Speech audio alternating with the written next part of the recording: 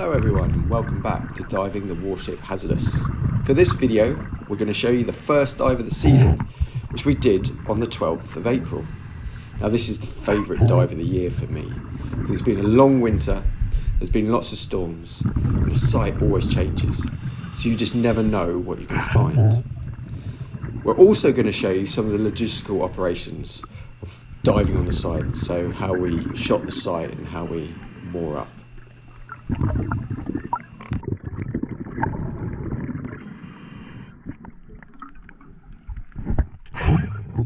So the shot's gone in and I've descended the shot line to the bottom. Now the viz is pretty good, so I can see the shot has landed roughly in the centre of the site around an area of exposed barrels. Now these barrels are found in the hold. Now we like to moor the boat up to the guns on the western side. Reason being that the guns weigh several tons, so they're perfect for securing the boat. So I'm now moving the shot weight to the western side.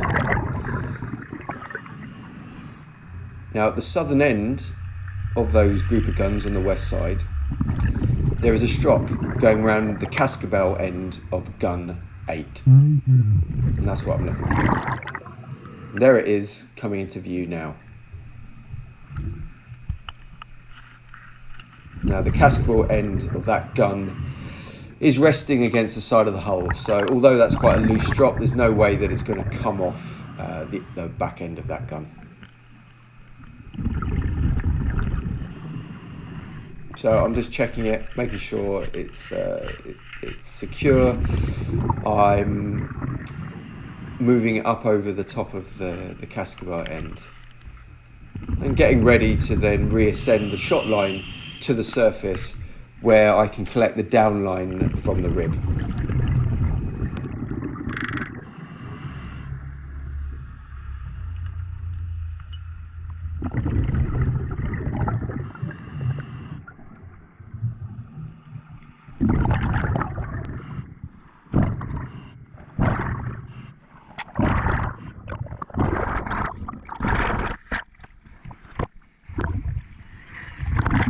So back up on the surface, Andy's going to pass me the downline,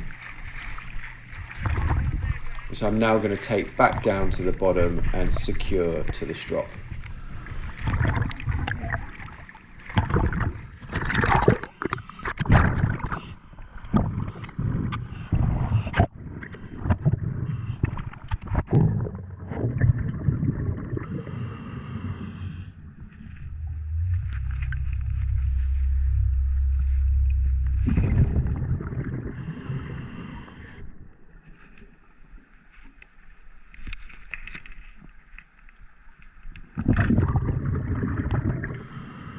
So I'm now just going to take a few turns around the trunnion of the gun, and this just takes the weight off the clip and makes it a lot easier for the last diver up to unclip, so you don't have the full weight of the boat pulling on that carabiner. Now the boat has been secured, I'm heading off to have a look around and see what has changed over the winter. So I'm heading north with the gun deck on my left hand side, and I'm coming up to a gun that has fallen from the gun deck into the main hold, and here is the first major change. So I'm at the cascabel end of this gun, and you can see that the gun has caused scouring, and this has exposed a barrel. You can also see that there's this loose stave sticking out underneath the button, and that shouldn't be there. That wasn't there last year, and this again shows the dynamics of the site, that artifacts are becoming exposed and also moving around and becoming lodged in different areas of the site. At this point I realised it was worth returning to the surface and grabbing my other camera so I could film this properly, not just from my head cam. If you look back at the video from last season, of this area, you'll see that there's no stave sticking out from the casting belt end. Neither is there a partially exposed barrel by the side of the gun. So this has all happened over the winter.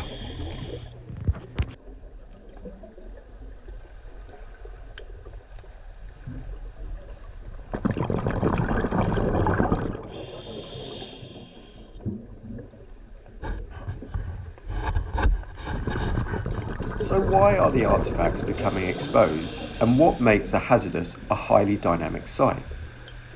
Well, it's located in a depth of only 6 to 8 metres, depending on the state of tide, and roughly 800 metres off the beach at Bracklesham. So it is heavily affected by wave and swell action coming from a southerly direction. In addition, the site is located in an area where the sands have shifted, leaving the main site exposed. Sand and silts trapped within the hull are being washed out by wave and swell action.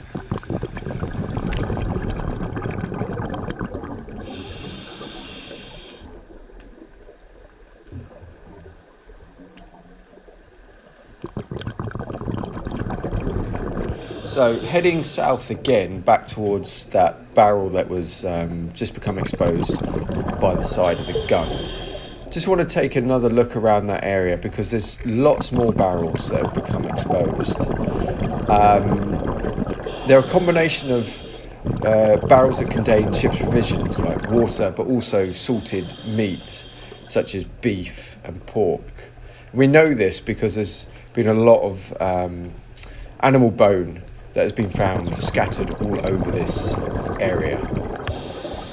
Now we also have barrels that would have originated from the powder room containing gunpowder, but these ones here just look too big to be the powder barrels. But we're now going to look at a barrel that first came exposed at the beginning of last season, and it was complete, an absolute perfect barrel, and you can compare it to the previous video. But now you can see that it's been exposed over the winter and it's no longer complete. And one of the staves is sticking up out of the sand and it looks like there's a stave missing. So again, this is just demonstrating how dynamic this site is and that natural excavation is occurring. The problem with natural excavation is it's uncontrolled. So we can't record all of the things that are happening to the site. It's happening faster than we can record it, and this is a real issue. So at the top right hand side of the screen you'll see a video taken from 2024, which is a comparison of what that barrel looked like last season compared to what it looks like now.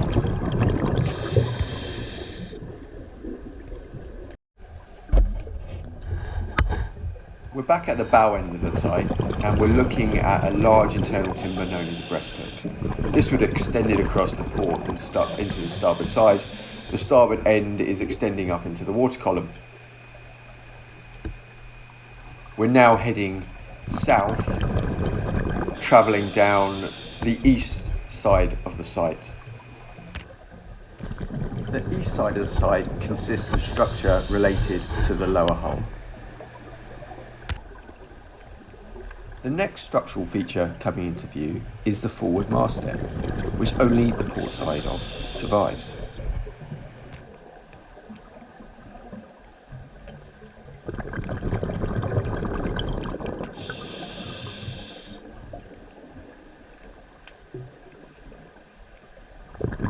The forward masthead sits over the keelson, floor timbers, and the forward end of the keel, known as the forefoot. We're now looking at the remains of the forefoot, which has become detached because you can see the top of concreted bolts on the upper face of the forefoot. We first noticed and recorded the keel in 2017, as you can see from this photogrammetry model. Since then, sand levels have continued to drop and the timber has become badly eroded.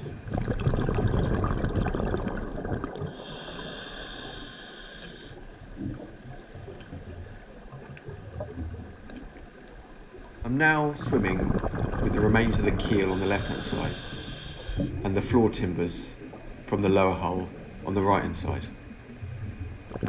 Now these timbers are much more prominent than they ever used to be, and that's because sand levels have been dropping for the last 10 years. And we're now looking at the ends of floor timbers, which are the frames of the ship, that are really badly eroded by marine boring organisms such as gribble and teredo.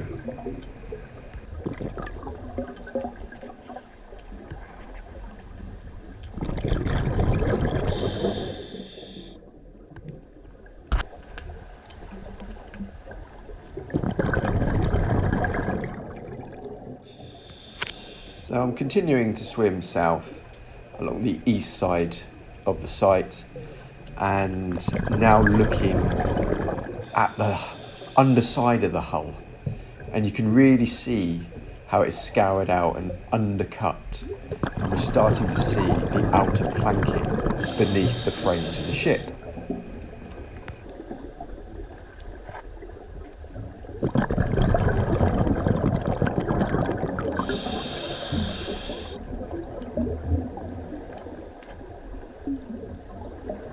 On top of the hull here is a large mound of shot, and this shot is related to the forward shot locker. Now last season this partially collapsed, so I don't really want to go in underneath the structure here.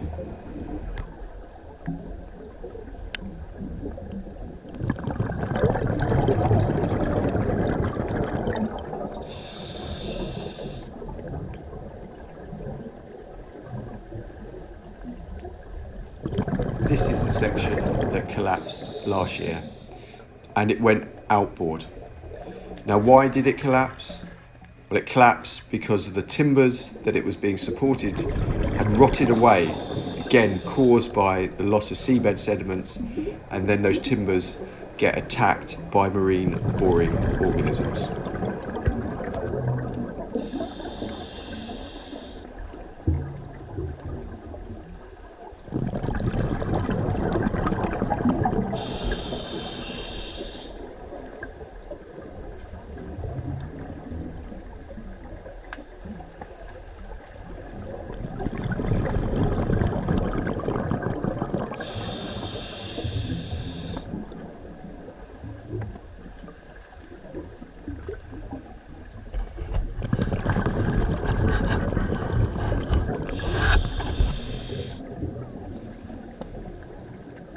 Here you can really see how the shot mound has collapsed, because the highest point of the shot mound is now on the seabed, and the inboard side is now up in the water column.